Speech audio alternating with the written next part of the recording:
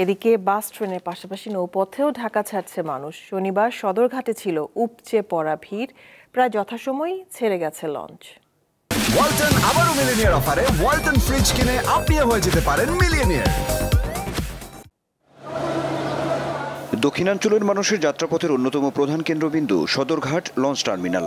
ঈদযাত্রায় শনিবার বিকাল থেকে বাড়তে থাকে মানুষের ভিড়। পদ্মা সেতুর কারণে গত 2-1 বছরে নৌপথে যাত্রীর চাপ কিছুটা কম থাকলেও এবার যেন চেনা রূপে ফিরেছে সদরঘাট। এত ভিড় ভাট্টার মধ্যেও আছে ঈদে বাড়ি ফেরার আনন্দ। বাড়িতে যাচ্ছি, অনেক আনন্দ লাগতেছে, কিন্তু অনেক কষ্ট হচ্ছে, গরম প্রচন্ড, আর এত লোক। ঈদে বাড়ি যাইতেছি, খুব ভালো লাগতেছে। যানজট সদরঘাট প্রচুর যানজট, আবার বাহিনীরা ভালোভাবে পরিচালনা করতে পারতেছে না। যাত্রীর চাপে ব্যস্ততা বেড়েছে লঞ্চ স্টাফদের, জানান ভিড় আরো বাড়বে। আজকে মোটামুটি যাত্রী ভালো দেখা যাচ্ছে। আজকে 29 তারিখ, এরপরে কালকে হয়তো আরো ভালো বাড়তে পারে। লঞ্চ যাত্রার সার্বিক ব্যবস্থাপনায় সোচ্চার মালিক পক্ষ জানালেন, যাত্রী ভোগান্তি এড়াতে নেওয়া হয়েছে বিশেষ ব্যবস্থা।